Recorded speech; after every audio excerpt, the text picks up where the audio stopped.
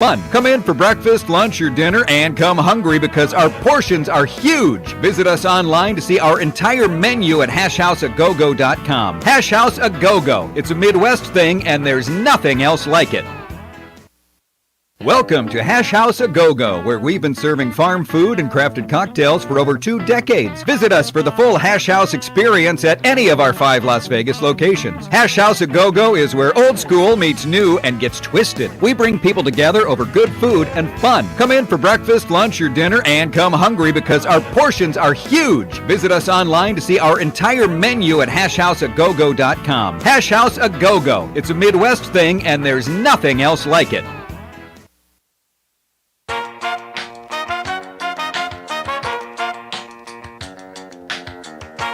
All right, welcome back. It is Pushing the Limits on a Thursday. Thank you so much for joining us. And my thanks to Amy Tarkanian for coming in studio. She's the best, and really have a lot of respect for her. You're welcome. You're welcome for giving her my time. You're welcome. That's the voice of the big fella, Paul Mokeski. He's about 3 feet taller than Amy, who just joined us. Paul Mokeski, of course, 12-year NBA veteran, decades coaching as well at the professional level, and it's always a pleasure having Mo in. And Paul, before we get to some sports topics, what did you make of that first hour? I'm sure you were listening on your way over here. Yeah, it's always interesting. I mean, and I agree. I mean, one of the questions was, how do we get people to come over to the logical side? And when you're in a cult and you're brainwashed, it's impossible unless you break away, right? Yeah, and the topic of gun control comes up, right? And guy calls into the show, and he says, Brian, what type of gun would you want to have if you were in Israel and you had a bunch of people that wanted to kill you? Yeah, that's a really great question.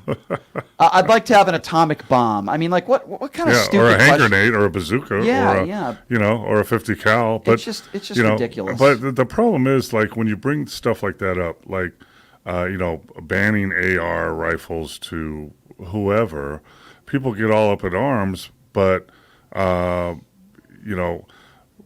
truly the bad people out there will find them, right?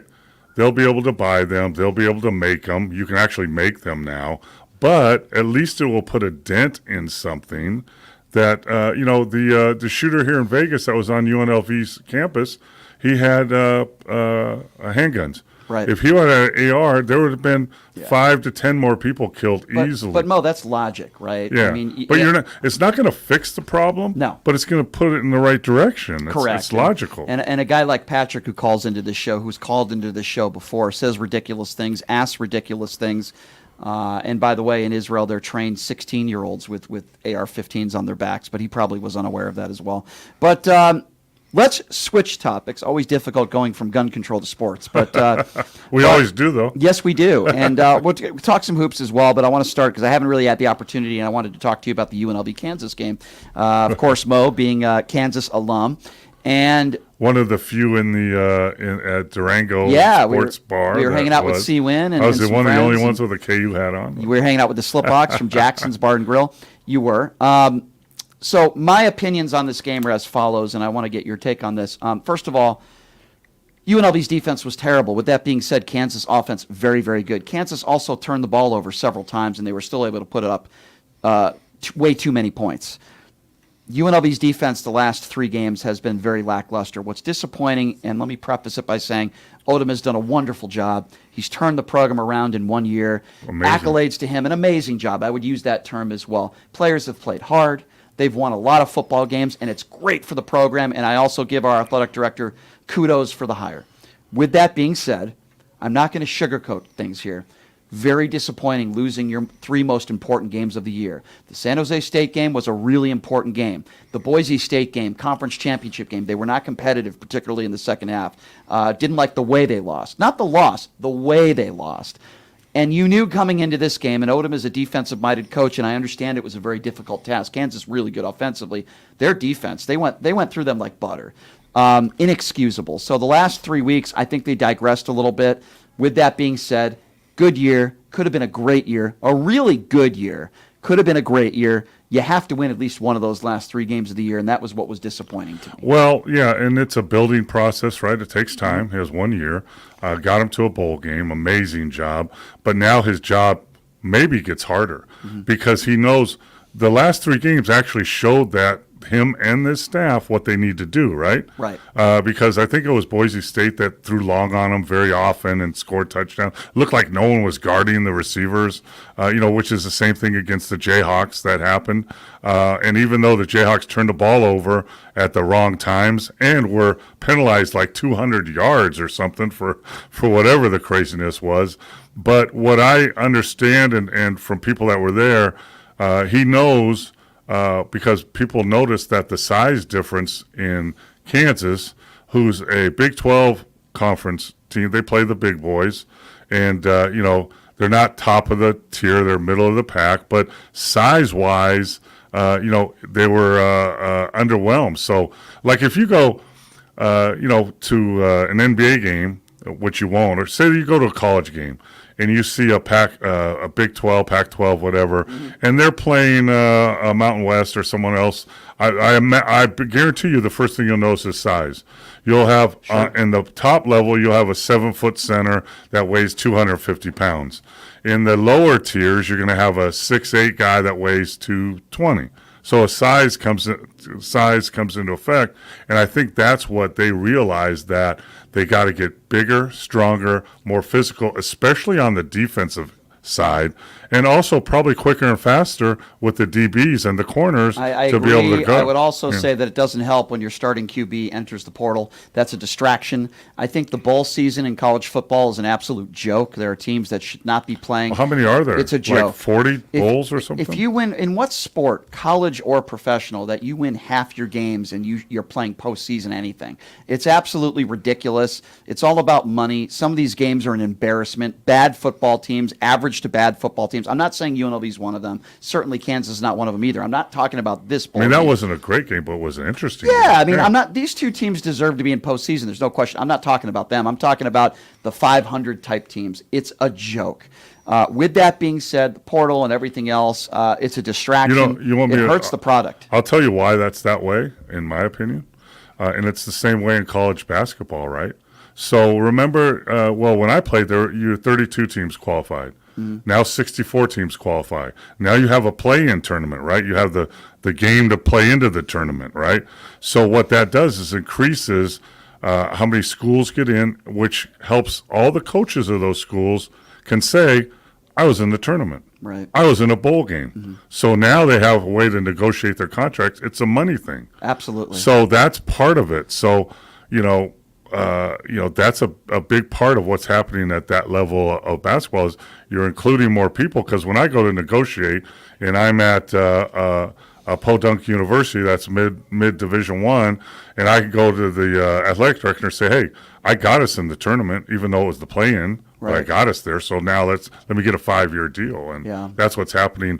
I mean, I thought I counted like 40 bowl games or even more. It's absurd. So almost half the teams are in bowl games now. Tell me if you disagree with this.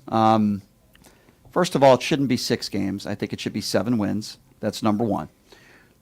That'll limit the amount of bowl games right there by itself. So you have to win 7 games to be eligible for a bowl. And 2 Rebels are in the portal, by the way, in the past 24 hours. But that's only going to multiply by 100, that's going to get a lot higher. Yeah, that's the way the NCAA is now. So start with 7 games. Portal. Have a Sweet 16. The top 16 teams in the country. And I know with basketball you can play 2 games in 2 days. I know football's different. We're talking about 4 football games for a team. Have a different divisions. The Group A Sweet 16. The Group B Sweet 16. The Group C Sweet 16. Okay, based on rankings in the country. And then you have 3 separate tournaments, so to speak, for different groups. That way, it's a single game elimination. Now, Brian, you might be saying, Brian, that's way too many football games. They're going to be playing into December. First of all, you get rid of the conference championship game. It's an unnecessary football game. Get rid of it. Maybe get rid of 1 game that you play before conference play. Get rid of those 2 games. Get rid of the game that you win 60 to 12. Exactly. Because you pay the team to come So you get rid of that game. That's 1 game. You get rid of the conference championship game. That's 2 games. So when you add the bowl game that these teams are in already, what are we really saying here? It's going to be 1 extra football game if you actually advance, right? It'll be a couple maybe extra football games, 1 or 2. So I think if they didn't let any players get into the portal until the season's over, I think that would also be nice. I just feel like the way college football has it going right now, it's a joke. It's an absolute joke. I don't want to hear the controversies about the 5th team didn't get in, the 6th team didn't get in. Make it a top 16 type situation. And then you would have pool play. Right. Just like the play-in tournament. Right. Just like FIBA. And by the way, we're talking about more money, not less money than these bowl games. It would generate more money because it would be more competitive, and they're playing for something more than just, the Bubblegum Bowl or whatever the hell some of these bowl games are. When I was a kid, we used to have around this time when the families would come in for Christmas and stuff, we'd have the neighborhood kids. We'd go over to the junior high and we'd play touch football, right? We'd get 20 of us or whatever, and we used to call it the toilet bowl. So that's what you'd have, the toilet bowl. That's funny. But anyway, going back to UNLV, obviously Coach Odom has done a wonderful job. He a great job is the word I would use. Coach Odom is a stand-up, class act guy, good staff. Players have played hard. They've showed character. It's just really disappointing. It puts a damper on what was a really, really good season, losing your last 3 games. I said, if they won one of these 3 games, boy, Boise State's a good football team. Nothing embarrassing. San Jose State game was very competitive. I just feel like the last 2 games, they just were not competitive. Particularly you got a bad taste in your mouth. Yeah, exactly. But I'm going to tell you that, like, as a coach, I'm going in, I'm recruiting harder, I'm getting better players, more physical players. And I think you will. And then I have a drive for me, my staff, and my players that we're not going to end the season like we did this year, next year. And it starts now. It starts in the weight room. It starts with training. Yep. And it starts now. And we're going to work our way into, we're going to win those last games. We're going to win our bowl game. And I think you're right, and I think that's what's going to happen. It'll give maybe some of these players more drive that are coming back next year. You need your quarterback to come back for his sophomore year here at UNLV. That's going to be very important. I hope he does. I think he probably learned a lot the last several weeks. Still a freshman. Great year. He's learned a lot. I don't know who their backup is, because when you're talking about Doug Brumfeld is going to be a senior next year, right? It'll be interesting what happens here at the QB position, but Brumfeld's a capable guy. Well, let's talk Jayhawks then, right? Yeah. Their backup quarterback, Bean, he's their backup, by the way. He's very good. Their first-string quarterback has been hurt all year. Right. And Bean came and throws 6 touchdowns in the bowl game. Yeah. So, if your backup's is capable, and then you recruit another one, then you go, guess what you do, Brian? You go in the transfer portal yourself. Right. You'll get someone from Texas A&M. You'll get someone from Alabama. You go get that guy and bring him in. Yeah, so it's possible. I think UNLV football is going to be just fine, thanks to Coach Odom and Harper, who hired him. I got to believe, I did the tour, but I haven't been in there for a game, that playing in Allegiant Stadium has to be a huge recruiting tool. Oh, God, it's got to be. God, yes. Yeah. 100%, and that's why Arroyo, our former college football coach, who thank God isn't coaching here anymore. It's so interesting, and then I guess we can move on and talk some hoops, but it's so frustrating to me that I'm not going to use the term prominent, but some voices of UNLV football and those who do shows in this town, even in Arroyo's last year when there has been no sign of improvements, Arroyo terrible with the media, terrible personality, didn't recruit locally. A lot of players I spoke to off the record did not like him, and yet there are still broadcasters, and I put that in quotation marks, in Arroyo's last year that even told me on social media he was doing a good job. And I said, are you on crack cocaine? What are you watching? And now these are the same people. Oh, what a great job Odom is doing. Just shut up. You have zero credibility. You've been wrong on everything. You were wrong about Sanchez, who, by the way, I like Sanchez, really nice guy. He just got a New Mexico State job, and I'm really happy for him. Sanchez is a better coach than Arroyo. You were wrong about basically every coach that came in here. And if you had it your way, Arroyo would still be the coach here. And now you want to talk about what a great job Odom is doing? Just shut up. Well, I'll tell you what, too, and we're going to talk about the future, right, is facilities. Facilities make a difference. And Sanchez was a big There's a part reason of that KU Yep. is tearing down their stadium. Yep. It's been old and over, dilapidated. They've tried to update it. They're tearing it down this year and building a new stadium on the same spot right down the hill, which is awesome. Mm-hmm. But facilities matter. So I'll take an example of when I was at USC in 2000. We practiced in the second floor of a building on campus that was worse than any high school gym. And we played in the sports arena, the Los Angeles sports arena, that wasn't painted out for 10 years. And we're trying to recruit players to come here, and they're going to Arizona, and they're going to Stanford, and they're going, UCLA, and look at our facilities. So, we never took them to a practice. We never invited them to a game. We took them to USC football games in the Coliseum. Look what we got, even though it had nothing to do with us. But that upgrade of Allegiant Stadium here is going to be huge for them. I don't know how their practice facility. I think they Absolutely. upgraded that. So now, the new coach, awesome job this year. But guess what? Expectations are higher now. Sure. So you got to win that, He knows win that, the bowl game. and he says all the right things. Yep. And from day one, before their first game, I said I think he's the right guy for the job. I just didn't think he was going to be able to turn it around this That's fast. fast, So really kudos to Coach Odom. Well, you can't do it anymore without the transfer portal. Absolutely, I agree. But kudos to Coach Odom. A very good turnaround year for UNLV football is the way I would characterize it. I'm not going to say great, really good. Not great. It would have been great if they won the bowl game or maybe beat Boise State. They lost their last 3 games of the year, but let's hope that doesn't carry over into next year. And I don't see anything that would lead me to believe that it will. I think Odom's the right guy for the job, and he's done a really good job. Speaking of the opposite of that, let's switch to the NBA. And this is just the laughing stock of the league. I've never really seen anything like this before. Mo, you were on some pretty bad Cleveland Cavalier teams, but not this One bad. bad Cleveland. Yeah. The Pistons have lost, 25 in a row now? 27. 27 in a row. And they're going for the record. I heard a rumor, Mo. I don't know if this is true or not, that Chris Wynn bet on the Pistons in every one of those games money line. I don't know.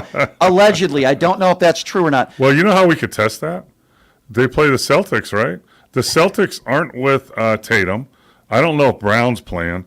So have Chris bet on the Celtics. See what happens. Yeah, the Pistons will probably win their first to 27. Well, this is an embarrassment. And you have fans in the stands in Detroit yelling, sell the team, sell the team. Is this a situation where maybe even the commissioner gets involved and has a conversation with the owner? I don't even know. It's funny because the team, the Cadavers, I was on my first time with Cleveland. The Pistons are playing like cadavers. Yeah, and they the NBA actually did intercede because the owner was kind of a wackadoodle, and he traded all his draft picks for older players in the league, and we couldn't win. And they actually took away, they said he can't trade his first-round pick for the next 2 years. They interceded in that. However, with the Pistons, it's not about that. The Pistons are built, they're a very young team. All their guys You've got are... a guy like Cunningham, who's a good basketball player. Who was hurt all last year, Yeah, right? yeah. So really he's played 30 games since he's been hurt. Right. So, and he's averaging, what's he averaging? 23 points a game. They traded for Bogdanovic, he's averaging 19 or 20, but he's only played in less than half the games. And Ivy's a second-year guy. Yeah. Bagley the third is Yeah. a third-year guy. Amen Thompson is a rookie. That's He's a kid doing from pretty Duke, well. right, Bagley? Yeah. Yeah, and they traded. They picked up Wiseman from the Golden State Warriors, the 6'11" savior for the Warriors that never panned out. Yeah. He's averaging all of like 5 points or whatever. So How much? I wonder how much tickets are to a Detroit Pistons game. they're the same as any NBA team. They haven't Except- lowered the prices at all. Of course not. No. I mean, you That's probably the get packages now or whatever. But I mean, Mo, you played against the bad boys, right? I mean, you know how good those teams were with Rodman and Isaiah Thomas and Bill a Laimbeer. long time ago. I mean, Joe Dumars. And, they know what it takes. And listen, there were really good Detroit Pistons teams. I remember Rasheed Wallace and Ben Wallace, right? And those were really good Detroit Piston teams as well, playoff teams. And What was teams that, 20 years ago? Yeah, that was a long time ago. Yeah. But you look at Detroit and you look at the city, right, Beamtown, and listen, the Lions have really turned things around. They're a good football team in the NFL. first time in a long time, too, yeah. Right, coach has done a phenomenal job. And I know the Detroit Red Wings aren't what they were years back with the Scotty Bowman days, but the Detroit Red Wings for a very long time were one of the best teams, if not the best team in the NHL for a long time. the White Sox, that's Chicago. I'm sorry. Yeah. The Tigers. The Tigers, I meant, not the White. I don't know why I said White Sox. But Detroit is an NBA franchise that they've got banners, they've got championships. Now they're at the bottom of the barrel. This isn't some sort of expansion team we're talking about here. So what do you think? How does this play out? Well, it's and people are starting to blame the players or the coach, and they're a little bit at fault, but the management is who's at fault. The management and the owners are the people that make the trades and sign the players and bring. You can't I think Chuck Daly said at one time. I need to be the GM because I need to pick out if I'm expected to make a great birthday cake, I need to buy the ingredients myself. I can't rely on somebody else. So, that's a big, big thing that's laid on them. But, Brian, we know for all franchises, your great Boston Celtics win in the tank. MLK days, but they didn't lose 27 in a row. No, but they win in the tank. The Chicago Bulls win in the tank. I think there's a difference between going in the tank and doing, what the Detroit Pistons are doing right now. But I do want to say this. Chris Wynn is claiming that I lied on the air, so I'm going to invite Chris Wynn to call into the show right now. Uh-oh. I think Chris knows what the number is. Bro. When somebody... Bro. Bro. But I want to talk about... So, Chris, call into the show and tell me why I'm lying.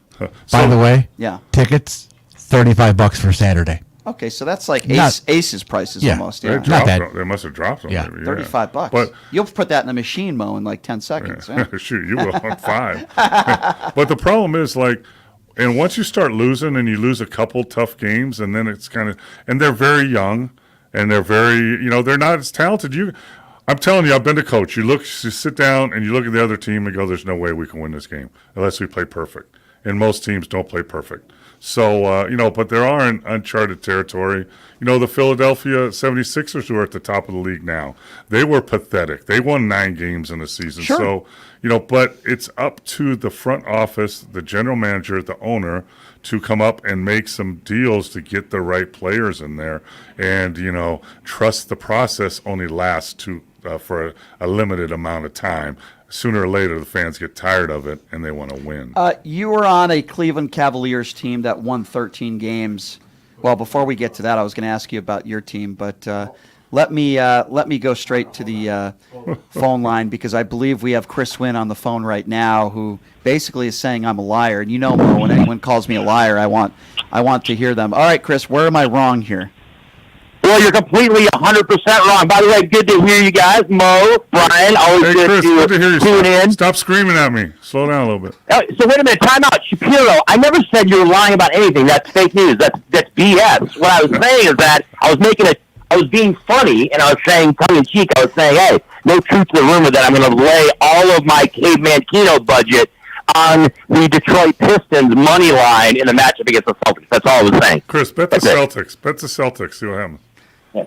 Oh, by the way, and Mo, Shapiro, you're killing us, man. You got to do your homework, man. You can't be coming on this segment talking Detroit sports, brother, and start bringing up team names from other cities. You're killing me, Shapiro. I said the White Sox once, but I can tell you right now, your Detroit Pistons suck. Your Detroit. No, time out. But then you're also talking about the Pistons too. You bring up, they had some pretty good teams, with Rasheed Wallace and Ben Wallace. Let me tell you something, brother. They won the championship in 2004. That's I'd say pretty good. They're a championship team in 2004. How are they this year? Come on now. Yeah, they're really good now. White Sox in Chicago. Yeah.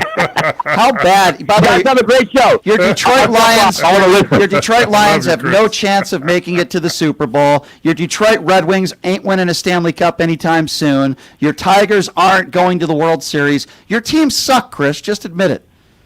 Mo, Brian Shapiro, some very hot takes right there, okay? Yeah, the Lions probably aren't going to win the Super Bowl, but it's a hot take, Shap, dumping that out there that they're not going to win. Tigers are definitely not good, my friend. Absolutely. Red Wings, they're better, but they're not, they're definitely not Stanley Cup contenders yet. Wait. I want to ask Chris, so... Go ahead. A serious question, right? Not this bad. Okay, what you got, Mo? So, in your opinion, to get the Pistons back on track, not this year, but for next year, what's the steps they need to take?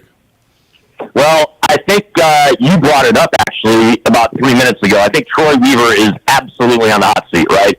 It is not about the team they have. They have young core. I think that is solid when you're talking about the likes of Cade Cunningham, Jaden Ivey, Jalen Duren, and beyond. And I don't think Monty Williams, look, Monty Williams has coached this team for what? A handful of games? You're talking about 30, 40 games that he's been the head coach. Are we going to lay it at the feet of Monty Williams after what he was able to do in Phoenix with that team? I think that, I think Troy Weaver is going to end up catching the brunt of this.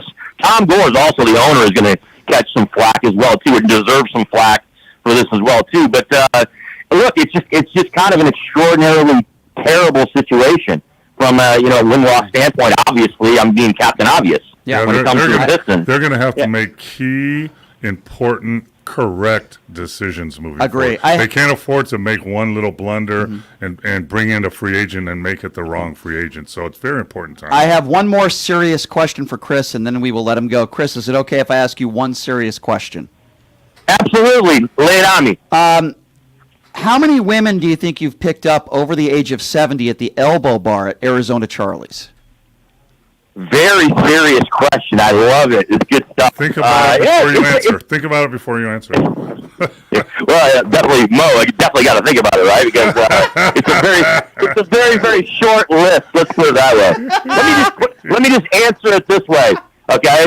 My motivations when I've been hanging at the Elbow Bar or the other bar, which escapes my name right now that I'm thinking of, that it was right in the corner there at Arizona Charlie's, one of my favorites. My focus has been on the gaming aspect, not necessarily the, how much can I do as far as the women category. I think the other bar is the hip replacement bar, if I'm not mistaken. Yeah, I do. All right, Seawin, we'll let you go. What are you doing for New Year's Eve? I think I might be hanging out with Chris New Year's Eve, I think, actually. Might be making a little run down to a little Ellis Island run or some watering hole of our choice to ring in the new year. I'm going to be It seems like That's frightening. all the 2023 went times. by quick. All the times Chris has filled in for me, I'm going to be giving him an open bar on New Year's Eve. I know he's going to have fun with that. That's worth some money. All right, Chris. Hey, Mo, how do you love Shaq with, his signing it that he's going to give me an open bar. It's a gift. And an establishment that he has. You don't have to spend money at K-Man Kino. Right there. Yeah, you don't have to spend money on K-Man Kino. You can do it for free. You don't have to gamble. It's perfect. I love it. Yeah. All right. Well, have fun, Chris. We'll see you. We'll see you later. Chris. Have a great Thursday, guys. All right. Poor Chris with his Detroit Pistons. My goodness gracious, they really are terrible. They really are awful. It's bad to watch. It's a nightmare. Yeah. Secondary markets are selling them for as low as $6. $6? That's a deal, man. That's a deal. But here's how you do it. You go watch a good team that comes in. You go watch them. Well, would they still be $6 if the Lakers were in town? I don't know about that. But $6 for an NBA basketball game, you can sign me up for Can't that. beat that. No, you can't beat that at all. How much? The games you're reffing, the high school games, it costs more than $6. They do, actually. Yeah. They do. An announcement, if anybody actually cares, which they don't. But I haven't reffed high school basketball games in a couple of years. For 20 years, I've been a high school basketball official, and I've decided I need to get a little bit of exercise. There you go. I don't want to start getting the belly that some people have. You. Yeah, exactly. So I'm going to be officiating high school games actually starting next week. The SNOA, Southern Nevada Officials Association. So if you go by, you can heckle. I've ran into heckle Brian. I've ran into Mark Ratner a few times. By the way, super nice guy. And Mark Ratner's, he was the sports commissioner here for many, many years. He's the head of SNOA for many, many years. And every time I run into him at these games, I go, like, Brian, we need you. And I always give him the same You have answer. to shave, though. Don't have time. You Don't have have to time. shave. Well, You have to shave. that's. Come on, man. You mean my beard or Yeah, you were talking about my beard. that's Okay. sacrifice. I thought you were talking about my bikini wax. Sacrifice for the game, Brian. I ran into Mark at the Las Vegas Bowl, and I said, Mark, I finally gave in. I'm getting back, and he was very happy. So it's good exercise. I'll be honest with you, I only have fun maybe about 20% of the time. When you're teeing somebody up? Or? Because a lot of the basketball usually isn't at a very high level. But I do get some games here and there that are pretty good. And those are the games where I'm never looking at the clock. I'm not looking at my watch. Well, I don't wear a watch, but looking at the clock or my cell phone. And I'm just enjoying the moment and enjoying the game. And that's when I'm really having fun. But I just feel like a lot of basketball, particularly in Las Vegas, you get a lot of bad coaches. I'm just being honest. Bad coaches, parents are crazy. They need the 24-second or 30-second clock. Yeah. They have And, no you know, shot clock. I refed a game. crazy. I refed some league games a few weeks ago, and it was a girls' game. And I'll just say this, Mo. Every single time a girl touched the basketball, I could have called the violation. So it was like in the third or fourth quarter. It was like a 25-point game. Coach says to me, "That's a travel." And I looked at him and I said, "Coach, you're right.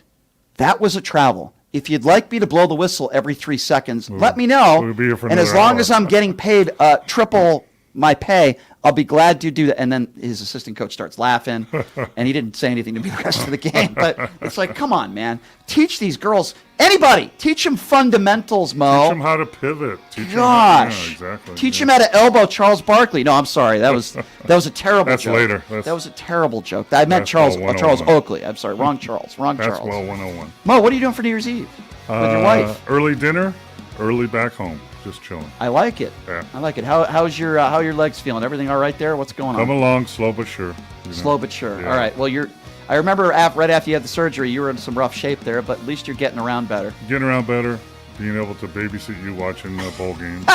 It's more like babysitting Chris. For everyone that's out there, don't ever watch a football game or any game that Brian has money on. It's ridiculous. He's panicking after the first 4 downs. He's going crazy. Relax, Brian. We got a lot of game left. That's true. Kansas. Bro. You forgot to ask Chris what his picks were today. If you really wanted to win some money, just go the opposite, but that's okay. Mo, always a pleasure. I hope you and your beautiful wife Linda and your kids have a wonderful New Year's Eve in Vegas, and look forward to My catching. birthday, January 3rd. We got to go out for your birthday, man. We got to do something. Yep. We got to take Mo to some steak dinner or something.